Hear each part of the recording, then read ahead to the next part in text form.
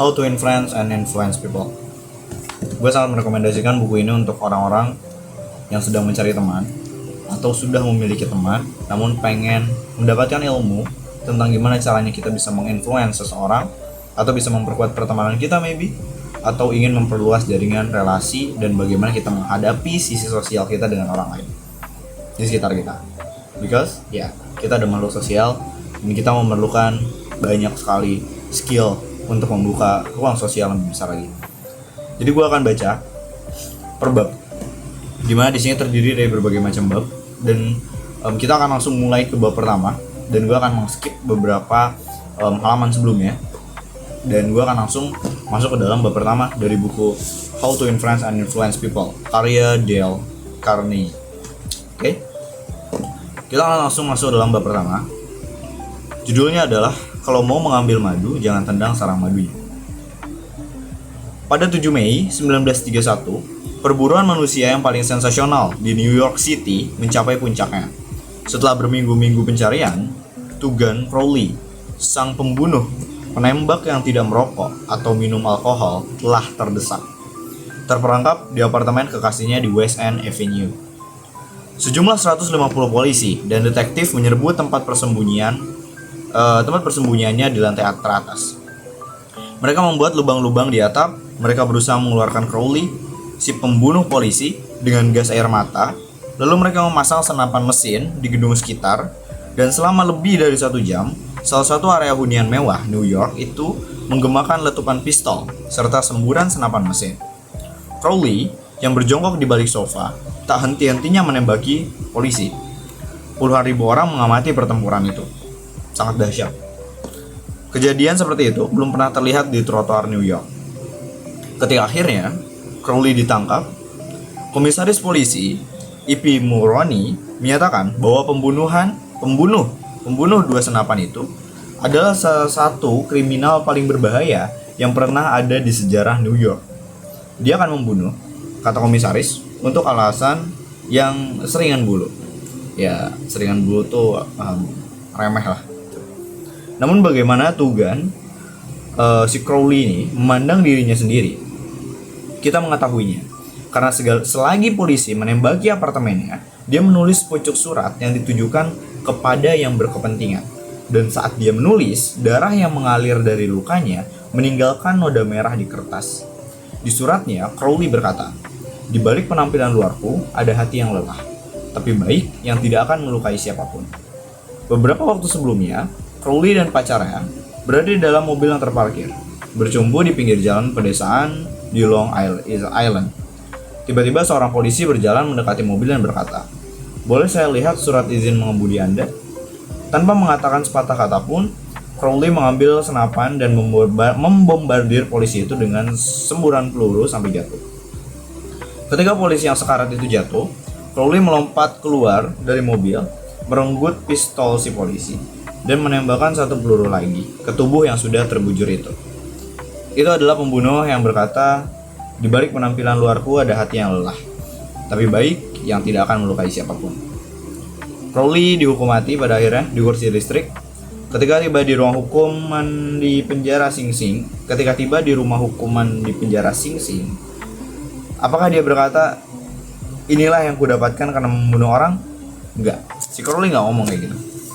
Dia berkata, "Inilah yang kudapatkan karena membela diri." Inti dari kisah ini, Tugan, si Crowley, tidak menyalahkan dirinya untuk apapun. Apakah itu sikap yang tidak biasa di antara para kriminal? Jika Anda berpikir seperti itu, dengarkan yang satu ini. "Aku menghabiskan tahun-tahun terbaik hidupku memberi kenikmatan kepada orang, membantu mereka mendapatkan saat-saat yang menyenangkan, dan yang kudapatkan hanyalah pelecehan, eksistensi dari seorang manusia yang diburu." Itu perkataan Al Capone. Ya, musuh masyarakat paling tersohor di Amerika. Pemimpin geng paling jahat yang pernah muncul di Chicago. I don't know cara pronounce Al Capone or Al Capone. I think like that lah. Al Capone. Al Capone. But gue akan nge-pronounce itu Capone, maybe. Capone tidak mengutuk dirinya. Dia menganggap dirinya dermawan yang tidak dihargai dan disalah mengartikan. Begitu pula Dutch Schultz, sebelum dilumpuhkan oleh peluru gangster di Newark. Skulls, salah satu kriminal paling terkenal di New York, pada suatu wawancara surat kabar berkata bahwa dia adalah dermawan dan dia meyakini hal ini. Gitu. Jadi ini ada korelasinya dengan kasusnya si Crowley tadi ya di si Two Guns itu. Oke, lanjut. Saya melakukan korespondensi yang menarik terkait hal ini dengan Louis yang selama bertahun-tahun menjadi sipir penjara Sing Sing yang terkenal di New York. Dan dia mengatakan hanya sedikit kriminal di Sing Sing yang menganggap dirinya orang jahat. Mereka hanya manusia biasa seperti Anda dan saya, jadi mereka melakukan rasionalisasi. Mereka menjelaskan, mereka bisa memberitahu Anda mengapa mereka harus membongkar lemari besi atau menarik picu dengan cepat. Sebagian besar dari mereka berusaha membentuk alasan yang keliru ataupun logis untuk membenarkan tindakan antisosial mereka, bahkan kepada diri mereka sendiri. Dan dengan demikian, bersiteguh mengatakan bahwa mereka seharusnya tidak dipenjara. Get it lah.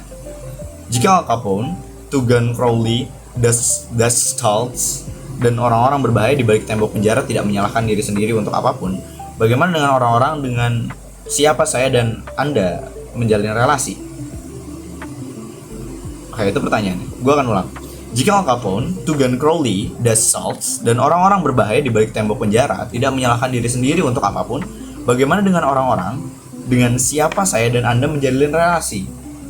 Jadi lah, itu adalah poin untuk bab ini. John Wanamaker, pendiri toko-toko yang dinamai menurut namanya, pernah mengakui, 30 tahun lalu saya belajar bahwa memarahi adalah tindakan yang bodoh. Saya sendiri sudah sulit mengatasi keterbatasan, tanpa perlu mengeluhkan kenyataan bahwa Tuhan sepertinya tidak membagi karunia kecerdasan secara merata. Wanamaker mempelajari hal itu sejak dini, tapi saya sendiri harus terus melakukan kesalahan di dunia ini selama sepertiga abad, sebelum mulai menyadari bahwa di 99% waktu mereka, orang tidak mengkritik diri mereka untuk apapun, terlepas dari beberapa salah tindakan mereka. Kritik itu sia-sia, karena mereka menempatkan seseorang di posisi mempertahankan diri, dan biasanya membuatnya berusaha membenarkan dirinya sendiri. Kritik itu berbahaya karena melukai harga diri seseorang yang berharga, melukai perasaan penting yang dimilikinya dan membangkitkan dendam. B.F. Skinner, psikolog terkenal dunia, membuktikan lewat percobaannya bahwa hewan yang diberi hadiah untuk perilaku yang baik akan jauh lebih cepat belajar dan lebih efektif dalam mengingat apa yang dia pelajari dibandingkan hewan yang dihukum untuk perilaku yang buruk. Kajian-kajian berikutnya menunjukkan bahwa itu juga berlaku pada manusia. Dengan mengkritik, kita tidak menciptakan perubahan yang bertahan lama dan seringkali menimbulkan dendam. Hansel, I don't know how to pronounce it, but I will pronounce it like Hansel ya. Psikolog hebat lainnya berkata, sebesar dahaga kita akan penerimaan, sebesar itu pula lah kita membenci kritik. Dendam yang ditimbulkan oleh kritik bisa mengecilkan hati karyawan, anggota keluarga, dan teman, serta tetap tidak memperbaiki situasi yang telah dikritik. Ingat, yang Anda inginkan adalah madu tanpa sengatan lebah. George B. Johnston dari Enid, Oklahoma, adalah koordinator keamanan perusahaan teknik. Salah satu tanggung jawabnya adalah memastikan karyawan mengenakan topi pengaman saat sedang bekerja di lapangan. Dia menceritakan bahwa saat menemukan pekerja yang tidak mengenakan topi pengaman, dia menegur mereka dengan nada ancaman dan perintah berdasarkan kewenangan dan peraturan bahwa mereka harus mematuhinya. Apa hasilnya? Dia mendapatkan kepatuhan setengah hati dan mendengar bahwa setelah dia pergi, para pekerja melepas lagi topi pengaman mereka. Jadi dia memutuskan melakukan pendekatan berbeda. Kali berikutnya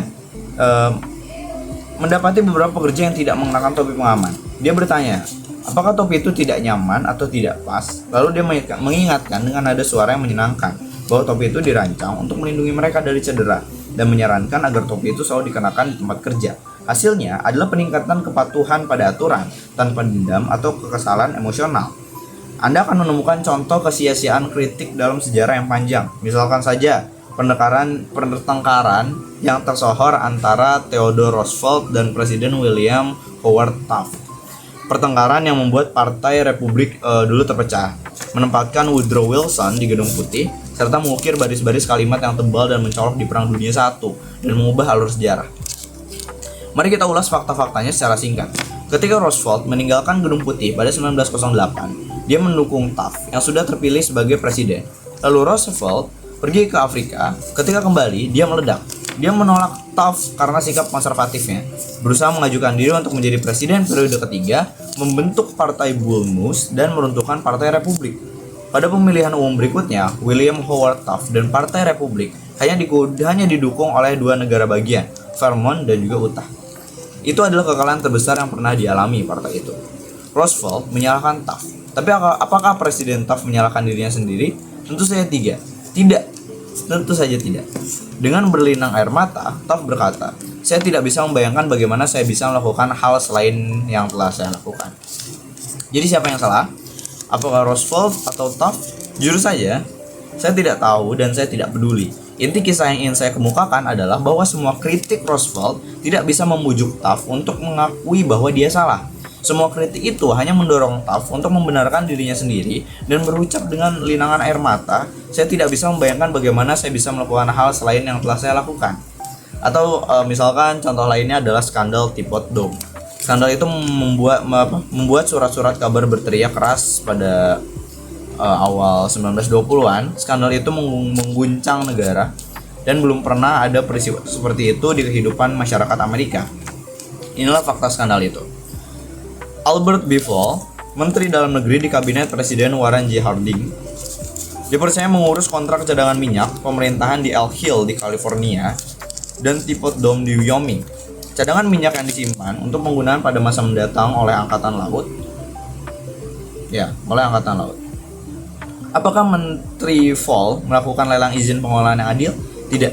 Dia menyerahkan kontrak yang gemuk dan lezat itu langsung kepada temannya, Edward L. Doheny.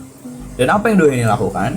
Dia memberikan apa yang dengan senang hati dia sebut pinjaman sebesar $100.000 kepada Menteri Fall.